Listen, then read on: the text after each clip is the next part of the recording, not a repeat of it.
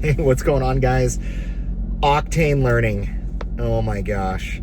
If you guys haven't seen my last video, please do yourself a favor, go read through the comments on my last video, and it'll make a lot more sense about what I'm here to talk about. This is for those of you who own Hyundai Elantra Ns or looking to buy one, and what you need to know about octane learning. Let's get after it. So in my last video, I tried doing octane learning. I showed videos of the actual Hyundai Elantra manual around octane learning and how to achieve that. You can do cruise control, and I'll leave it up on the screen for you guys so you guys can see exactly what it is. So what I've learned about octane learning is there is no clear answer. I'm going to roll through this video and I'm going to be putting comments from my subscribers and viewers about octane learning. And you're going to see something that's very common in that everybody's opinions are all extremely different. I tried octane learning, not from Reddit, not from a Facebook group, but from what the manual actually says to do. And I've gotten answers all over the place. Now, octane learning, it's supposed to give the car a little bit extra power, a little bit extra boost, a little bit extra torque. I still haven't seen an answer on what actually octane learning is in terms of PSI. Somebody on my comments said 20, someone said 19, someone said 17. The answers are all over the place on this, and just stop trying to understand it if you guys are coming to buy one of these cars. It is a gimmicky thing. I think it's really silly that Hyundai did this. Now, if Hyundai wanted to do this correctly, this is what they should have done. Everybody's conditions are different. They needed to test this more, and they needed to really understand truly how does every car octane learn and what is the exact procedure to do it, because everybody's getting mixed results.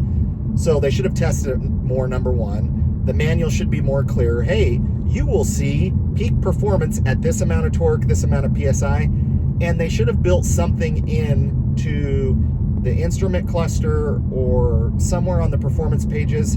Octane learned, check. Or hey, congratulations, you've octane learned. They can do that. They can build that into these cars. And so there's just so much misinformation out there, and so many people just, I heard this, or hey, I did it this time. Some people say, hey, this lasted for a whole tank of gas. Some people say the second I shut off my car, I have to re-octane learn it again. Now, I feel really silly complaining about octane learning because this car is phenomenal for $35,000. Like, you just can't beat it. I just think Hyundai, you're trying to build a performance sedan, performance car, like either just have it just more streamlined or don't even have it at all. Like I've owned a lot of cars. I've owned a new VBWRX. I've owned a Volkswagen Golf R.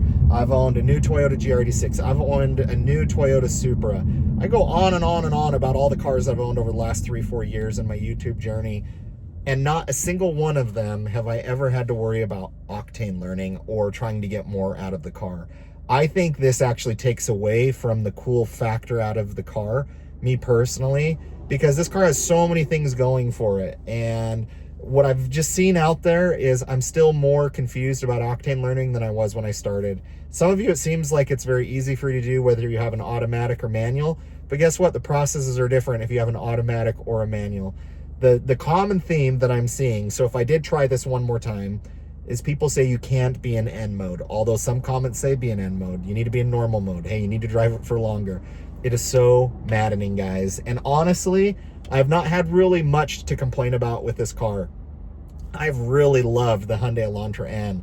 It is so good for the money. It competes so well. Like, I really don't have very many gripes about this car, like, at all.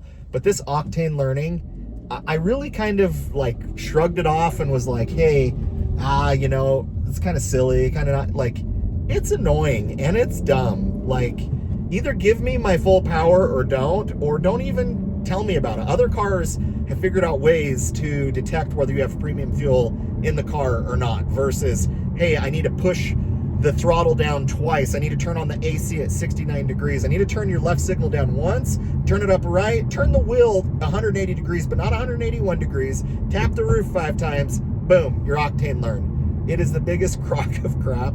And so I don't know if I'm going to try doing it again, because honestly, I have more fun just reading through the comments of what everybody's saying. And, oh, don't listen to the manual. Oh, don't do this. This is what it is. This is here. It's so silly, guys. So if you're buying a Hyundai Elantra N, I don't think this is a deal breaker, but I wouldn't buy it on the premise of that you're going to understand it and that you're really going to notice it, or that you're going to do it all the time. Because if this is a procedure you have to do every single time, a lot of people don't have, you know, the runway on a freeway to be able to go at those speeds all the time, or in stop and go traffic. It's really hard to like replicate it. I almost just wish Hyundai didn't even have this as a thing, like, at all. So if you guys are buying it, just know it is cumbersome. I remember when I was like reviewing, you know, kind of doing my homework on trying to buy the Hyundai Elantra N, and be like, okay, what are YouTubers saying? What are common kind of problems, common themes, like, and Octane learning, I went up against it, and I knew it was a challenge, but I was like, it can't be like that complex, or it can't be that all over the place. I was wrong. It is. So I'm not saying don't go buy one of these cars. I'm just saying if you are buying it and you really are trying to understand Octane learning, Hyundai hasn't made it easy for you, number one. The forums, you're going to be chasing your tail, like trying to figure out different ways to do it. And even if the car does magically Octane learn, I haven't gotten a concise answer on what Octane learned is from a PSI perspective and from a torque perspective. It's not in the manual. It's not anywhere. So how does anybody know? Some people are saying they get 20, 19, 18, 17. Some people say I am Octane learned based on what they see. Some people say no. It's all over the place. So I don't think I'll make another video on Octane learning. If I do try it, I might try the normal mode. That seems to be consistent. Maybe do it for longer, and maybe not do cruise control. Some people say no. Some people said yes. Anyways, guys, go watch my other video on Octane learning. Read through the comments. I've put a lot of comments through this video rolling through. Hopefully you guys enjoy it. This is a great car. Don't let it deter you from buying it. But it is one of my bigger gripes with the car right now. Not gonna lie. Thank you guys for watching. We'll catch you on the next one.